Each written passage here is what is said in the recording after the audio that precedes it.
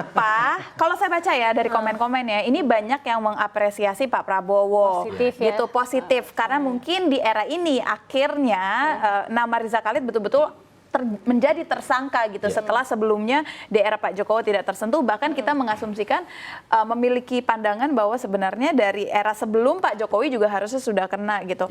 Apa yang dilihat dari kinerja Kejagung sekarang gini merespon kejadian ini, Mas Iqbal? Ya karena kan di era Pak Jokowi kan kasus Papa minta saham ya, kita pasti ingat lah itu jadi menurut saya jadi teatrikal lah, walaupun itu sebenarnya kasus politik ya, jadi dia bukan kasus hukum karena waktu itu Pak Sudirman Said yang melaporkan ke MKD kan, Mahkamah Kehormatan Dewan gitu. Dan kemarin juga ada bumbu-bumbu ya, misalkan Bang Akbar Faisal juga kan dia mantan anggota DPR di Nasdem, waktu itu sempat di switch juga tuh karena dianggap terlalu keras gitu terhadap apa namanya kasus ini. Cuman kan kasus ini waktu itu ngambang aja kan, nguap gitu loh. Jadi cuman jadi tontonan dan nggak ada penyelesaian. Nggak gitu. ada titik akhirnya gitu nggak ada. ya. Tapi kalau yang sekarang memang kalau menurut saya karena atensi presiden juga tinggi ya terhadap kasus-kasus di apa namanya yang ditangani kejaksaan. Kita masih ingat ketika kasus Timah misalkan, ketika Harvey Muiz cuma divonis, seingat saya cuma berapa tahun 6 gitu ya, 6 tahun. Kemudian presiden langsung di acara, saya lupa di acara apa ya di istana, itu beliau meminta agar ini dilakukan peninjauan kembali gitu loh. Walaupun tidak menyebut spesifik ya. Tapi dan ternyata benar vonisnya jadi 20 tahun gitu. Jadi saya melihat presiden memiliki atensi yang kuat ya untuk kasus-kasus yang terkait dengan sumber daya alam ya. Misalkan timah, kemudian juga masalah sawit juga sama. Lahannya diambil negara terus nanti didistribusikan ya. Makanya ada Satgas PKH. Dan terakhir yang terkait dengan BBM ini saya juga melihat ada upaya mungkin untuk pembenahan tata kelola itu. Itu sebenarnya yang ditunggu sih karena waktu itu isunya jadi kemana-mana kan, kualitas Pertalite, kualitas Pertamak dan seterusnya gitu. Oke, kita akan lihat ya. Nah ada lagi nih titik 1969, kalau bisa tangkep dia hebat tapi awas bursa saham jatuh lagi. Kaitannya gimana nih? Emang ada kemungkinan pasar kita akan gonjang-ganjing dengan kasus ini? Gimana Mbak Wila lihatnya? Kayaknya ya mungkin kalau terlalu bursa kayaknya terlalu jauh ya. Terlalu jauh ya sebenarnya ya. Iya, maksudnya mungkin yang dimaksud bursa tuh bukan bursa secara general, lebih ke spesifik hukum, kondisi stabilitas hukum, politik, atau ya investasi dan pemberantasan korupsi, kayak gimana upaya pemberantasan korupsi. Atau mungkin yang koreksi ya juga bukan saham bursa menyeluruh, mungkin saham-saham yang berkaitan dengan perusahaan terkait gitu, mungkin akan terjadi koreksi gitu kan. Lagi dari Miche 136802. Biang kerok kelangkaan dan mahalnya BBM di Indonesia katanya. Bener nggak sih? Tapi gini, aku pernah baca juga komen gini ya.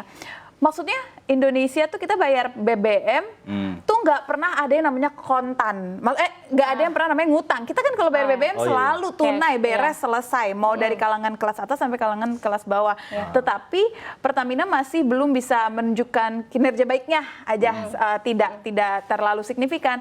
Nah, apakah ini juga ada karena keterlibatan Riza Khalid di sini sehingga akhirnya kinerja ini tuh nggak bagus-bagus gitu loh, gimana? Ya, mungkin kalau terkait dengan harga BBM itu sebenarnya banyak faktor, nggak cuma Riza Khalid ini. Mungkin satu faktor yang terkait dengan tata kelola dan tata kelola ini mungkin lebih ke concernnya kita bukan lebih ke harga tapi juga ke subsidi sih sebenarnya, concern ke bocornya subsidi karena bagaimanapun kan tadi BBM kita mayoritas masih disubsidi gitu, solar maupun Pertalite.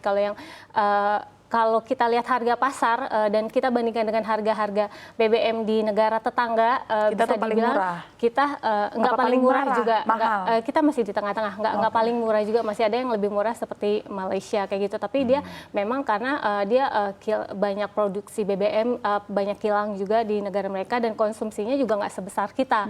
Sedangkan kita kan konsumennya banyak, besar, sedangkan produksi BBM, produksi minyak kita tuh nggak besar gitu.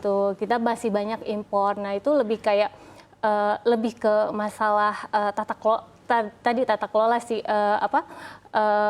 yang masalah harga BBM itu nggak cuma karena kasus ini, tapi banyak faktor kayak kita impornya, produksi dalam negerinya juga masih rendah kayak gitu. Nah ini yang kita tahu kan yang kasus tata kelola ini kan bermula dari waktu pas akhir Februari ini disebutkan karena dianggap melanggar ada peraturan Menteri SDM yang tidak memprioritaskan minyak mentah dalam negeri masuk ke kilang.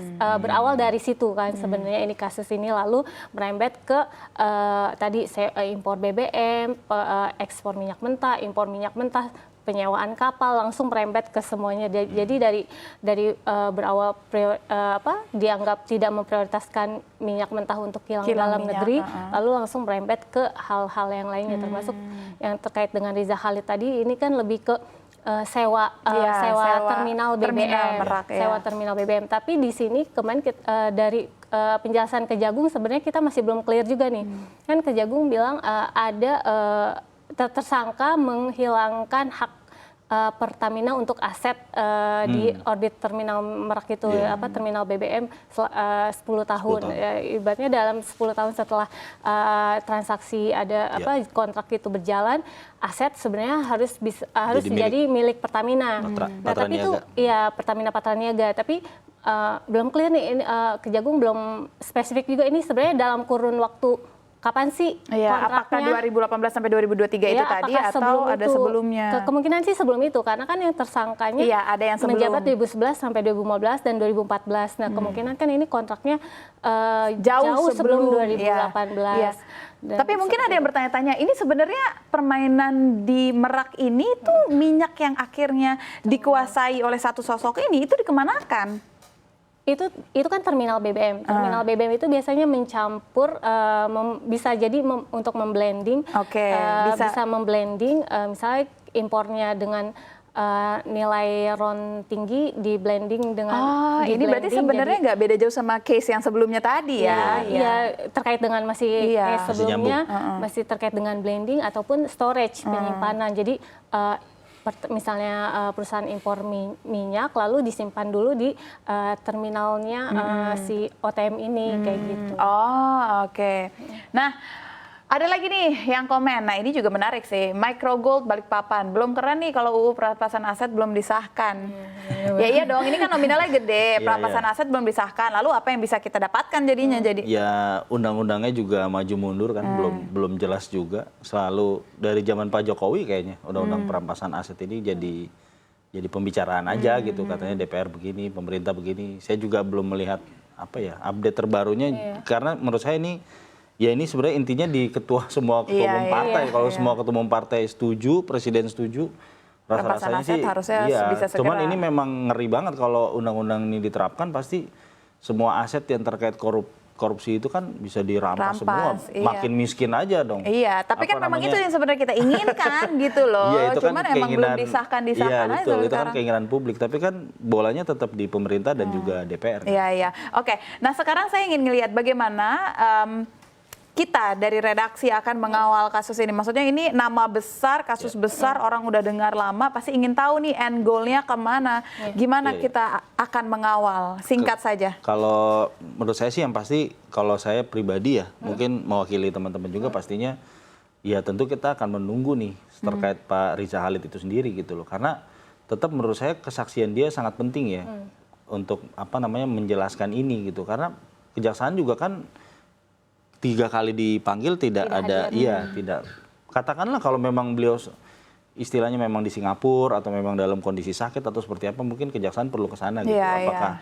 Apakah meminta keterangan secara langsung di sana seperti apa? Karena kalau beliau bisa istilahnya mungkin dimintai keterangan ya, diwawancara, mungkin bisa lebih jelas nih ini apakah praktik seperti ini sejak kapan atau seperti apa gitu loh. Jadi biar lebih terang benderang aja, mungkin ya kita akan kawal terus update-nya, mungkin ini upaya perburuannya seperti apa. Tadi kan juga ada penjelasan dari Pak Harli juga ya, Kapus Penkum ya. Iya, jangan-jangan takutnya nanti dirawat di rumah sakit sana ternyata sakitnya kayak sakit lucu-lucuan yang KTP itu loh, koruptor KTP yang benjol doang gitu kan. Ya, kita akan nantikan ya seperti apa kira-kira aksi dari Jaksa Agung untuk bisa menindaklanjuti kasus ini, dan semoga benar-benar memiliki end goal yang jelas, yaitu hukuman yang memang setimpal dengan apa yang sudah dilakukan. Sama ya, mungkin nanti ya kita akan lihat nanti proses pengadilannya seperti apa. Jangan sampai ini udah tersangka tapi terus nggak jelas nih ke Nggak depannya jelas, apakah ini aja belum ditahan kan, maksudnya sosok ini aja belum ditahan nih,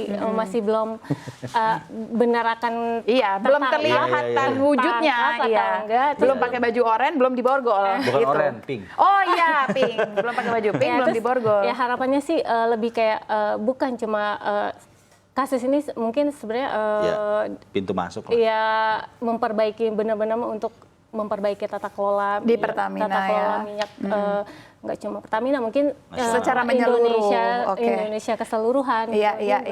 Gimana memangkas potensi-potensi lubang-lubang yang bisa bikin tadi subsidi bisa bocor, itu mungkin diharapkan juga mungkin tata kelola lebih baik lagi, lebih tepat sasaran juga penerima BBM-nya, masyarakat juga aman dengan kualitas BBM dan produk minyak yang diterima. Terus lalu tidak ada kebocoran seperti itu. Oke.